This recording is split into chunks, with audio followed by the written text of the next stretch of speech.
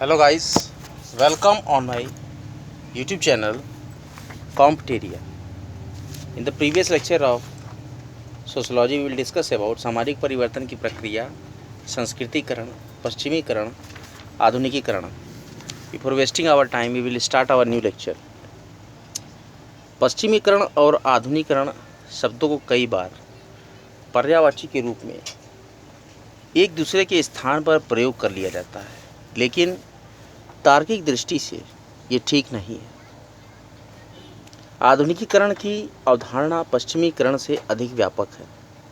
इसमें सभी गैर पश्चिमी देशों में किसी भी पश्चिमी देश या अमेरिका के द्वारा लाए गए परिवर्तनों को सम्मिलित किया जाता है। डेनियल लर्नर ने अपनी पुस्तक the passing of the traditional society में इसीलिए आधुनिकीकरण शब्द को अधिक व्यापक एवं उपयुक्त मानते हुए इस पश्चिमीकरण के स्थान पर प्रयोग किया है।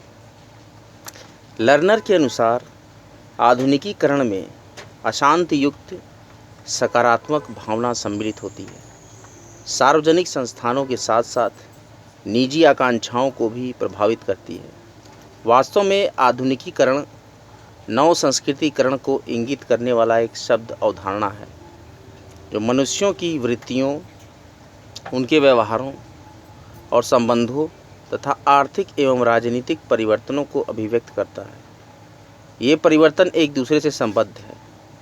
रिफ्लेक्सिव मॉडर्नाइजेशन यह उल्रिच बैंक द्वारा विकसित एक अवधारणा है जिसका प्रयोग उन्होंने आधुनिक सामाजिक विकास की एक ऐसी अवस्था के लिए किया है जब आधुनिकता के तीव्र विकास के कारण परंपरा और आधुनिकता के बीच सामंजस्य वाला चरण समाप्त हो जाता है। सामान्यतः सामाजिक विकास के प्रारंभिक चरणों में परंपरा और आधुनिकता के बीच तालमेल बना रहता है और यह सामाजिक विकास के लिए आवश्यक भी है। इस संकल्पना का एक अन्य प्रयोग औद्योगिक समाज में परिवर्तन के संदर्भ में किया गया है, जिसमें आधुनिकता में तीव्र गति से आमूल-चूल परिवर्तन इस सीमा तक होता है कि यह औद्योगिक समाज की चूल्हे ही हिला देता है, इसके आधार और नाक नक्श को बदल देता है और एक अन्य प्रकार की आधुनिकता के द्वार खोल देता है। यह औद्योगिक समाज के एक पूरे युग के रचनात्मक आत्मविनाश की संभावना का सूत्रपात करता है। इस प्रक्रिया में विद्यमान औद्योगिक समाज की जड़ों को नष्ट किया जाता है और इसके स्थान पर नवीन आधुनिकता द्वारा औद्योगिक समाज के अन्य रूपों का प्रत्यारोपण किया जाता है। बैक के अनुसार अपनी आंतरिक गत्यात्मकता की विशेषता के कारण आधुनिक समाज वर्ग स्तरीकरण, व्यवसायों, लिंग भूमिकाओं, एकांकी परिवारों, कारखानों, व्यापारिक संस्थानों के साथ साथ नैसर्गिक तकनीकी आर्थिक प्रगति की पूर्व आवश्यकताओं एवं सतत स्वरूपों की अपनी रचनाओं को ही विनष्ट कर देता है। यह नवीन अवस्था जिसमें स्वयं प्रगति ही आत्मविनाश में बदल जाती है और एक प्रकार का आधुनिकीकरण अपनी जड़ें स्वयं काटकर दूसरे प्रकार के आधुनिकीकरण में बदल जाता है। यही स्थिति प्रतिवर्ती आधुनिकीकरण को दर्शाती है। आधुनिकीकरण के सिद्धांत इस अनुमान पर आधारित हैं कि सभी समाज विकास की कुछ निश्चित अवस्थाओं से गुजरते हैं और धीरे धीरे अधिक जटिल होते जाते हैं। विकास मुख्यतः प्रौद्योगिकी के आयात और इसके प्रयोग के लिए आवश्यक ज्ञान के साथ साथ कई राजनीतिक और अन्य सामाजिक परिवर्तनों जो इन्हीं का परिणाम होते हैं पर निर्भर करता है। आधुनिकीकरण अधिकाधिक उच्चतर शिक्षा तथा जनसंचार के साधनों की प्रचुरता पर बल देता है। ये दोनों ही प्रजातांत्रिक राजनीतिक संस्थाओं के विकास की पहली शर्त है। आधुनिकीकरण द्वारा यातायात और संप्रेषण की व्यवस्थाएं अधिकाधिक परिष्कृत एवं सुलभ हो जाती हैं। यह सुलभता जनसंख्या की गतिशीलता एवं नगरीयता की प्रवृत्ति को अधिक तीव्रता प्रदान करती है। बड़े बड़े विस्तारित परिवार छोटे छोटे नाभिक परिवारों में बदलने लगते हैं। धर्म का प्रभाव जन समुदाय पर घटता जाता है। इसका स्थान धर्मनिरपेक्ष प्रवृत्ति ले लेती है। आधुनिकीकरण द्वारा श्रम विभाजन जटिलतर होता रहता है। व्यावसायिक, सरकारी तथा सभी संगठनों का स्वरूप कर्मचारी नौकरशाही तंत्र में बदल जाता है। मुद्रा व्यवस्था का प्रचलन समस्त बाजार व्यवस्था को प्राथमिक सामाजिक तंत्र में बदल देता है, जो सभी अनौपचारिक और पारंपरिक विधियों का स्थान ग्रहण कर लेता है। आधुनिकीकरण सिद्धांत के 3 प्रमुख स्वरूप बताए जा सकते हैं: यथा समाजशास्त्री, मनोवैज्ञानिक और आर्थिक। समाजशास्त्री स्वरूप परिवर्तन की प्रक्रिया में विभिन्न सामाजिक एवं सांस्कृतिक कारकों की भूमिका पर प्रकाश डालता है। जैसे प्रोफेसर जर्मनी ने परिवर्तन की प्रक्रिया का उल्लेख बाध्यात्मक क्रिया से इच्छिक क्रिया, अवैभिन्नकृत संस्थानों से वैभिन्नकृत एवं विशेषीकरण युक्त संस्थाओं परंपरा से परिवर्तन के संदर्भों में किया है। मैक्स वेबर ने भी इस संदर्भ में पारंपरिक और आधुनिक की आदर्श प्रारूपी विशेषताओं को उल्लेख किया। पार्सन्स ने अपने परिवर्ती प्रतिमान के सहारे आधुनिकीकरण की प्रक्रिया पर प्रकाश डाला है। आधुनिकीकरण सिद्धांत का मनोवैज्ञानिक स्वरूप परिवर्तन की चालक शक्तियों में आंतरिक एवं मनोवैज्ञानिक प्रेरणाओं पर विशेष बल देता है। मैक्लीलैंड ने इसी संदर्भ में अच्छे ढंग से कार्य करने की इच्छा के रूप में उपलब्धि की आवश्यकताओं को परिवर्तन की प्रमुख चालक शक्ति बताया है। उत्तर आधुनिकवाद, अर्थ एवं विशेषताएं। उत्तर आधुनिकतावाद का संबंध विकसित पूंजीवादी समाजों की संस्कृति से है। ऐसा माना जाता है कि इस विचारधारा का आविर्भाव सर्वप्रथम 1960 के दशक में न्यूयॉर्क के कलाकारों में हुआ। 1970 के दशक में यह लहर यूरोपियन सिद्धांतकारों में देखने को मिली। उत्तर आधुनिकतावाद के विकास में जीन फ्रैंकोज लियोटार्ड की प्रसिद्ध पुस्तक द पोस्ट मॉडर्न कंडीशन 1984 की भूमिका उल्लेखनीय रही है। लियोटार्ड ने इस पुस्तक में आधुनिकतावादी लेखकों पर कड़ा प्रहार किया है।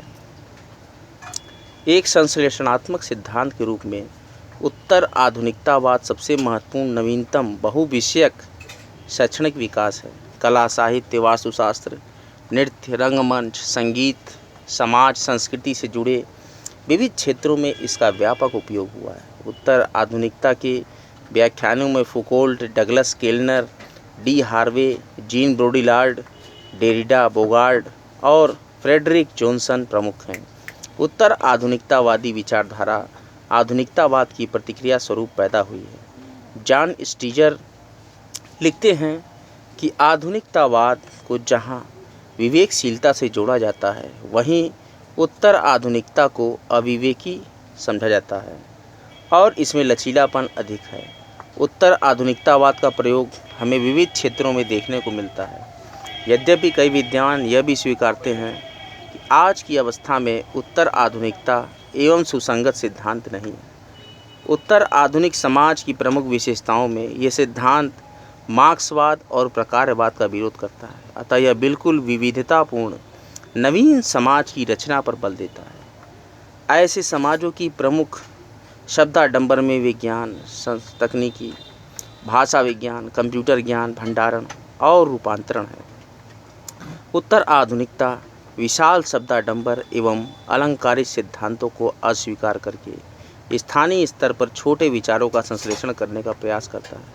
उत्तर आधुनिक समाज की प्रवृत्ति विषय संबंधी सीमाओं का खंडन करना है। इसकी प्रकृति ध्वंसात्मक है। यह ऐसे आलोचनात्मक सिद्धांत का निर्माण करना चाहता है जो हमारी समकालीन राजनीतिक समस्याओं पर नई सोच दे सके।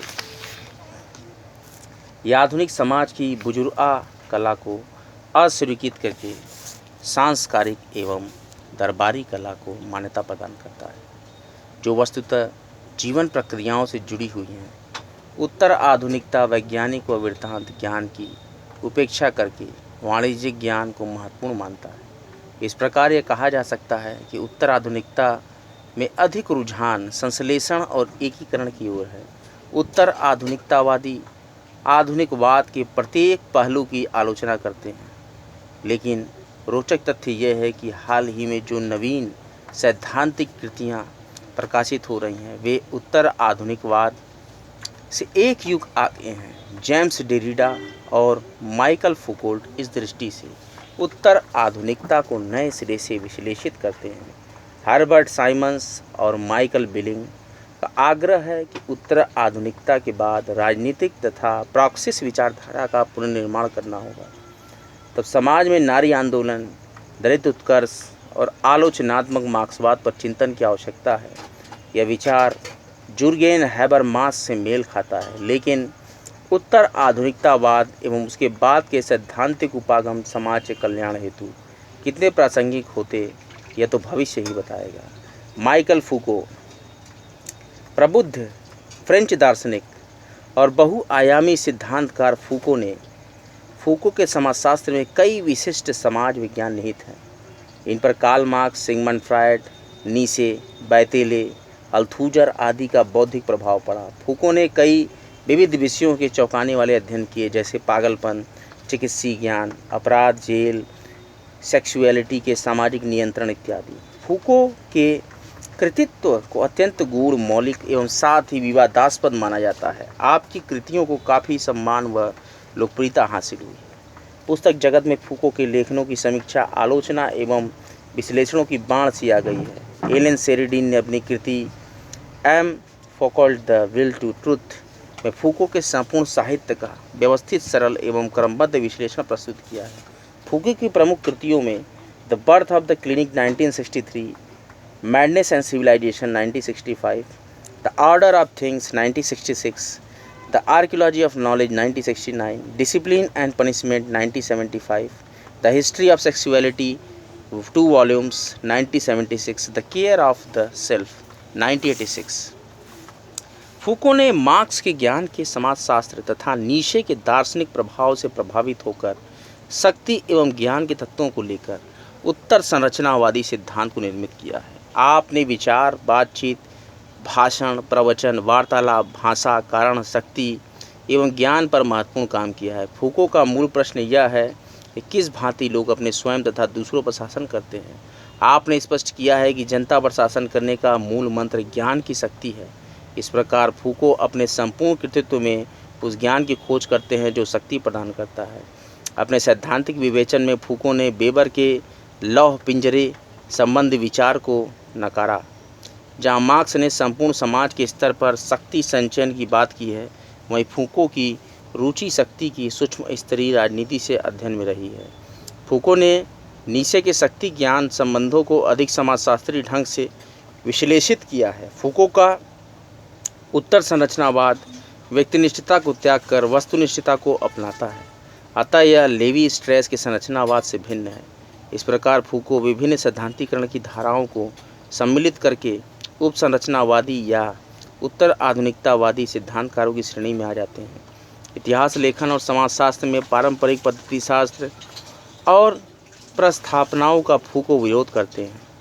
आपने जेल, निदान गृह, कामुकता संबंधी अपने ऐतिहासिक अध्ययनों में विशेष रूप से अपनी पद्धति का प्रयोग करके समाजशास्त्रीय अध्ययनों में नया आयाम स्थापित किया। फूको का मत है कि यथार्थ की सामाजिक रचना करने में भाषा व ज्ञान शक्ति के आधार तत्वों का कार्य करते हैं।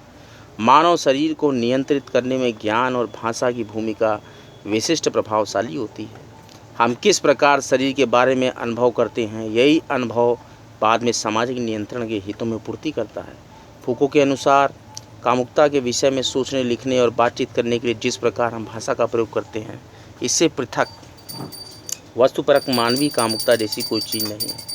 उत्तर संरचनावाद का सैद्धांतिक संदर्भ है, क्योंकि यह आधुनिक दुनिया की समस्याओं को छोड़कर उत्तर आधुनिक समाज की समस्याओं को अपनाता है। ये नवीन संकल्पना मस्तिष्क द्वारा निर्मित मूल पाठों की तुलना अनुभाविक पाठों के साथ करती है। यद्यपि संरचनावाद के परंपरागत एवं उत्तर आधुनिक दोनों स्वरूप अपना बुनियादी आधार भाषा विज्ञान को ही मानते हैं, अतः सैद्धांतिक परिप्रेक्ष्य में उत्तर आधुनिकतावादियों ने मौलिक तर्क एवं विश्लेषण के नए आयाम दिए हैं तथा परंपरागत सिद्धांतों को धार को अधिक पैना किया है। अतः फूको का उत्तर आधुनिकतावादी लेखन वैयक्तिक अध्ययनों से परे जाकर ज्ञान और शक्ति के संगठन और सामाजिक नियंत्रण हेतु विशिष्ट विशृंखल रचनाओं के निहितार्थों संबंधी महत्वपूर्ण सैद्धांतिक प्रस्तावनाओं को जन्म देता है। जैक्स डेरिडा अल्जीरिया मूल के समकालीन फ्रांसीसी चिंतक डेरिडा को उत्तर संरचनावादी सिद्धांतों का अग्रणी सिद्धांतकार माना जाता है। डेरिडा ने विविध विषयों पर ढेर सारा साहित्य सृजित किया है, लेकिन उनके उत्तर संरचनावाद और विखंडनवादी दर्शन ने पश्चिमी विचारधारा में तहलका मचा रखा है। डेरिडा की कृतियों में speech and phenomena 1973, of grammatology 1976, writing and difference 1978, margins of philosophy 1981, spectres of Marx 1994। Derrida पर Immanuel Kant, Hegel, Marx, Kierkegaard, Friedrich Nietzsche, Laclau, Kafka, Joyce, Mallarme and Saussure का बौद्धिक प्रभाव पड़ा और इन पर डेरिडा ने खूब लिखा है। डेरिडा अपने लेखन में दो केंद्रीय अवधारणाओं की चर्चा करते हैं: विखंडनवाद, डिकॉन्स्ट्रक्शनिज्म एंड भविष्य लोकतंत्र के प्रति आशान्वित विश्वास। ऐसा माना जाता है कि डेरिडा द्वारा 1966 में दिए गए एक व्याख्यान से ही उत्तर संरचनावाद का जन्म हुआ। इस व्याख्या में डेरिडा ने संरचनावाद के संक्रमण को निरूपित किया था और एक नवीन उत्तर संरचनावादी काल के उदय को रेखांकित किया। दरअसल डेरिडा का उत्तर आधुनिकतावादी विश्लेषण उनकी विखंडनवादी अवधारणा पर ही आधारित है। इनकी अनेक तर्कसंगत व्याख्याएं की गई हैं। डेरिडा कहते हैं कि विखंडनवाद न कोई विधि है और कि कोई सुविचरित निर्णय, या तो अनिर्मित अशिष्ट अभिव्यक्ति तथा खुलेपन का विशिष्ट नामकरण है जो अपनी महत्ता संदर्भ से ग्रहण करता है। डेरिडा अपने उत्तर संरचनावाद में कहते हैं कि भाषा का अर्थ किसी मूर्त वास्तविकता से नहीं खोजा जा सकता है, अपितु भाषा के संदर्भ में खोजा जा सकता है जिसकी रचना सामाजिक रूप से होती है। विखंडन विधि द्वारा यह स्पष्ट किया जा सकता है कि किस भाषा का प्रयोग उत्पीड़न, शोषण हेतु किया गया है। उत्तर आधुनिकता के बारे में डेरिडा लिखते हैं कि पुरातन और नवीन का संबंध अनिरंतर नहीं हो सकता। ये एक ऐसा विचार है जिसमें पुरातन और नवीन दोनों दृष्टिकोणों में ही परिवर्तन आ जाता है। विखंडनवाद पर आधारित उत्तर आधुनिकता वस्तुतः एक प्रघटना क्रियावाद है जिसकी शुरुआत साहित्य, कला, फिल्म आदि से हुई है, किंतु बाद में इसने समाजशास्त्री सिद्धांतों के पक्षों को प्रभावित किया। डेरिडा के विखंडनवाद ने विभिन्न क्षेत्रों एवं विषयों के पूर्व स्थापित पारंपरिक ग्रंथों पर सर्वाधिक प्रहार किया है। विखंडनवाद के अनुसार समाजशास्त्री ग्रंथ सामाजिक यथार्थ को प्रकट नहीं करते, अतः विखंडनवाद इन सामाजिक ग्रंथों में निहित अर्थ को खोजने और उसका विवेचन करने पर बल देता है। कुछ आलोचकों का मत है कि डेरिडा का विखंडनवादी विश्लेषण मार्क्सवाद को नकारता है। इस प्रकार कई बार डेरिडा को मार्क्स विरोधी कहा गया है, लेकिन डेरिडा इस मत का खंडन करते हैं। डेरिडा कहते हैं कि विखंडनवाद का उद्देश्य मार्क्सवाद की तरफ पहुंचना है। वे मार्क्सवाद के प्रति आशान्वित दृष्टिकोण रखते हैं। डेरिडा ने अपने भारत प्रवास के दौरान ये स्पष्ट किया कि समाज को दमन शोषण से मुक्त कराने तथा सामाजिक समस्याओं को हल करने के लिए मार्क्स के एक उत्तराधिकारी की आवश्यकता है। डेरिडा ने कहा है कि मानव जाति की जटिल समस्याओं का समाधान सरल नहीं है, लेकिन जब भी हम इस दिशा में प्रयास करेंगे तो एक औजार के रूप में मार्क्सवादी की उपस्थिति निश्चित रूप से हमें आश्वस्त करती रहेगी। आधुनिकता एवं उत्तर आधुनिकता में अंतर। उत्तर आधुनिकता पद को संभवतः अर्नोल्ड टॉयनबी ने सबसे पहले प्रयोग में लिया है। इसके बाद 1989 लियोटार्ड टॉयनबी ने इसे एक सृजनात्मक पद्धति के रूप में प्रयोग किया, जबकि आधुनिकता की अवधारणा का प्रारंभ 18वीं सदी से ही औद्योगिक क्रांति के बाद माना जा सकता है, जो गत्यात्मक एवं पूंजीवाद से जुड़ी हुई है। इस प्रकार आधुनिक समाज में पूंजीवाद, उदारवाद, उद्योगवाद, प्रशासनिक तंत्र, राष्ट्र राज्यों का उदय, प्रतिबिंबित समाज एवं बिखराव जैसी विशेषताएं पाई जाती हैं। उत्तर आधुनिक समाज बहुआयामी, सांस्कृतिक यथार्थता, विखंडनवाद, स्थानीय कारक, सूक्ष्म सिद्धांत, दलितवादी उपागम, सतही दृष्टि, प्रति संस्कृति एवं पॉपुलर कल्चर पर आधारित है।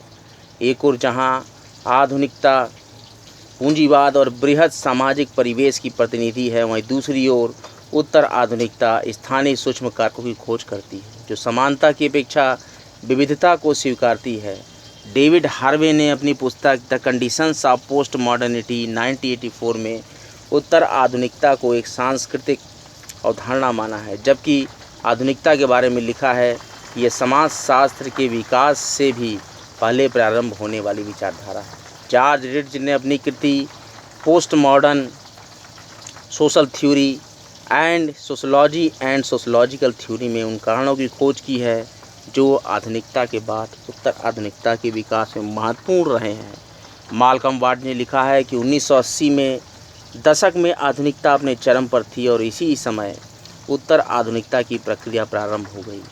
जे बॉडीलार्ड के अनुसार आधुनिक सिद्धांत वर्तमान परिवर्तित समाज की व्याख्या नहीं कर सकते, अतः उत्तर आधुनिक सिद्धांतों की रचना अनिवार्य है। आज का लेक्चर यहीं तक। अगले लेक्चर में मैं आपको बताऊंगा उदारीकरण, निजीकरण और भूमंडलीकरण, लिबरलाइजेशन, प्रिविलाइजेशन एंड ग्लोबलाइजेशन। कॉमेंटेरिया लेक्चर्स को निरंतर सुनते रहें। वीडियो की डिस्क्रिप्शन लिंक में इंपॉर्टेंट कंसर्न पीडीएफ को डाउनलोड करना न भूलें। वीडियो को ज़्यादा से ज़्यादा लोगों तक शेयर करें, चैनल को लाइक करें, सब्सक्राइब करें और बेल आइकन को जरूर प्रेस कर लें। नित्य निरंतर कॉमेंटेरिया पर सोशोलॉजी के बहुत ही इंपॉर्टेंट लेक्चर्स अपलोड किए जाते हैं और प्रकृति में ऑक्सीजन की बहुत ज़्यादा कमी है, इसलिए सभी लोगों से अनुरोध है कि एक वृक्ष जरूर लगाएं। कॉमेंटेरिया लेक्चर्स देखने के लिए आपका बहुत बहुत धन्यवाद। हर हर महादेव।